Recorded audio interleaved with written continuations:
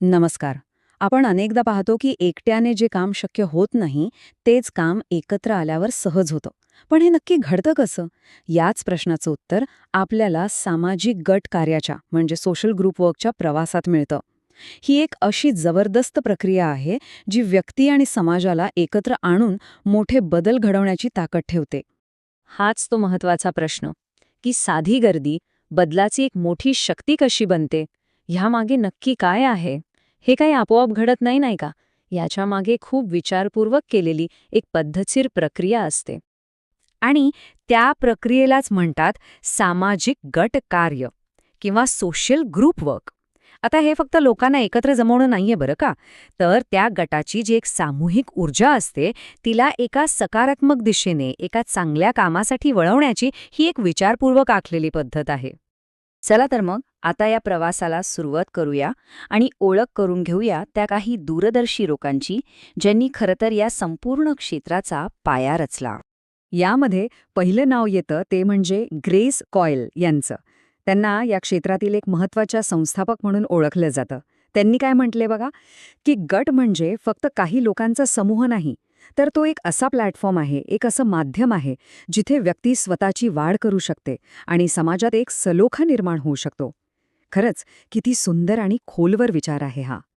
आता साधारण 1919च्या काळात चार्ल्स कूली नावाच्या विचारवंताने एक खूपच इंटरेस्टिंग गोष्ट समोर आणली. त्यांनी गटांचे दोन प्रकार सांगितले जे आपल्या आयुष्याला आकार देतात. पहिला म्हणजे प्राथमिक गट, आपलं कुटुंब, आपले अगदी जवळचे मित्र. हे गट आपली ओळख घडवतात. आणि दुसरा म्हणजे दुय्यम गट, जसं की ऑफिसमधली टीम किंवा एखादी कमिटी. हे गट एका विशिष्ट कामासाठी किंवा ध्येयासाठी एकत्र येतात. जरा विचार करून बघा, आपल्या सगळ्यांच्या आयुष्यावर या दोन्ही प्रकारच्या गटांचा किती मोठा प्रभाव असतो, नाही का? यानंतर 1950च्या दशकात या क्षेत्रात एक मोठी लाटच आली. कर्ट लेविन यांच्या संशोधनामुळे या विषयाला एक वैज्ञानिक आधार मिळाला. म्हणजे गट नक्की कसे वागतात, त्यांच्यात अंतरक्रिया कशी होते, या सगळ्या गोष्टींबद्दलची आपली समज खूपच पक्की झाली. बरं, तर ह्या सगळ्या पायाभूत कल्पना होत्या. पण या कल्पनांमधून एक पूर्ण व्यावसायिक क्षेत्र कसं उभं राहिलं? म्हणजे एका कल्पनेपासून ते एका मोठ्या संस्थेपर्यंतचा प्रवास कसा होता? चला, तो पाहूया. ही टाईमलाईन बघा. सगळा प्रवास डोळ्यासमोर उभा राहतो. सुरुवात झाली 1909 मध्ये कोलिनच्या सिद्धांताने, ज्याने एक वैचारिक पाया दिला. मग 1936 साली या कामासाठी एक व्यावसायिक संघटना American association for the study of group work स्थापन झाली. पुढे 1950च्या दशकात संशोधनाने याला आणखी बळकटी दिली.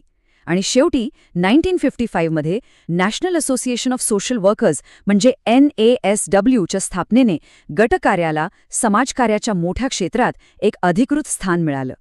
एका कल्पनेतून एका प्रतिष्ठित व्यवसायापर्यंतचा हा प्रवास खरंच खूप प्रेरणादायी आहे. ठीक आहे. तर आतापर्यंत आपण इतिहास आणि त्याच्या विकासाबद्दल बोललो, पण आता सगळ्यात महत्त्वाचा प्रश्न, की हे गट कार्य प्रत्यक्षात चालतं कसं? याची मुख्य तत्त्वं काय आहेत? चला, आता ते समजून घेऊया. आणि ही संपूर्ण प्रक्रिया समजून घेण्यासाठी ना, बर्नस्टाईन यांनी खूप सोपी आणि सुंदर चौकट दिली आहे. ती आपल्याला हे सगळं समजायला खूप मदत करते. बर्नस्टाईन यांनी याचे 3 अर्थ सांगितले आहेत. पहिलं म्हणजे गटात कार्य. याचा अर्थ काय? तर गटाच्या आतल्या प्रक्रिया आणि सदस्यांच्या संबंधांवर लक्ष केंद्रित करणं, एकमेकांना समजून घेणं. दुसरा टप्पा आहे गटात सहकार्य. म्हणजे गटालाच इतकं सक्षम बनवायचं की ते त्यांच्या समस्या स्वतः सोडवू शकतील आणि त्यांची ध्येय गाठू शकतील. आणि तिसरं, सर्वात महत्त्वाचं, गटाद्वारे कार्य. म्हणजे आता हाच गट एक शक्तिशाली माध्यम बनतो, ज्याच्याद्वारे समाजात मोठे बदल घडवता येतात. पहा, अंतर्गत विकासापासून ते बाह्य सामाजिक बदलापर्यंतचा किती सुंदर प्रवास आहे हा. तर मग एखादं गटकार्य प्रभावी आहे हे कसं ओळखायचं, त्याची वैशिष्ट्ये काय आहेत? तर सगळ्यात महत्त्वाचं, तिथे एक लोकशाहीवादी वातावरण हवं, जिथे प्रत्येकाला आपलं मत मांडता येतं. दुसरं, सदस्यांमध्ये एकमेकांना मदत करण्याची, सहकार्याची भावना हवी. तिसरं, त्यांचं ध्येय स्पष्ट हवं, हेतुपूर्ण उपक्रम हवेत. आणि चौथं म्हणजे योग्य मार्गदर्शन.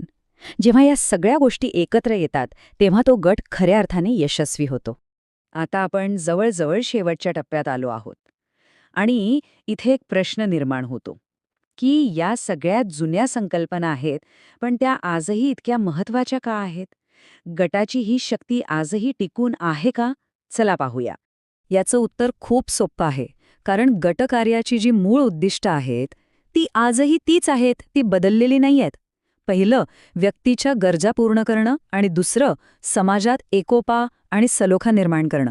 आणि हे दुहेरी ध्येयच या संकल्पनेला आजही तितकंच महत्त्वाचं आणि प्रासंगिक बनवतं. आणि खरं सांगायचं तर ही तत्त्व आपल्या आजूबाजूला सगळीकडे आहेत. कदाचित आपण त्याकडे कधी या नजरेने पाहिलं नसेल, पण विचार करा.